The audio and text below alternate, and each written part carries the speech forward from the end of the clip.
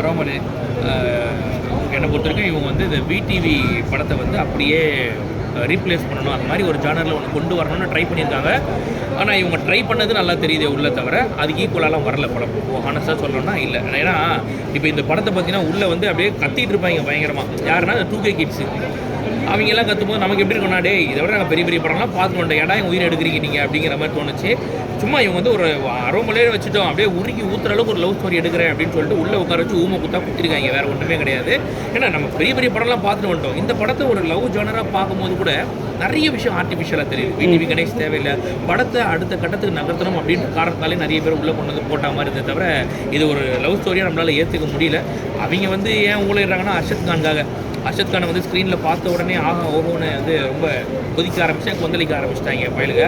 சரி, அது ஒரு பக்கம் போக அர்ஷத் கான் பெருசாக பண்ணாரா காமெடிங்கன்னா பெருசாக ஒன்றும் கிடையாது. ஆனசாக சொல்லலாம் பெருசாலாம் ஒன்றும் இல்லை. வராது அவர் பார்க்கறது இது வரைக்கும் 2-3 கவுண்டர் தராரு அர்ஷத் கான், அவ்வளோதான், வேறு ஒன்றும் அடுத்த சந்தானம்னு சொல்லிட்டு போகிறாங்க. இல்லை உண்மையிலேயே அப்படிலாம் சொல்ல முடியாது. இந்த காம்போ அப்படிலாம் கிடையாது. கூடையே வராரு, கூடையே ட்ராவல் பண்ணுறாரு, 2-3 கவுண்டர் தராரே தவிர அவரை பார்க்கும்போது இருக்க வைப்பை விட அவர் பெருசாக ஒன்றும் பண்ணலன்றது தான் ஆனஸ்டாக சொல்லணும்னா. இன்னும் ஆனால் நல்லா பண்ணியிருக்கலாம். நான் சொன்னேன் இந்த ஓகே படத்தில் எப்படி சந்தானம் உதயநிதி காம்போ அந்த மாதிரி இது வந்திருக்கணும். ஆனால் இது வரல பெருசாக. அது ஒரு பிரச்சனை தான்.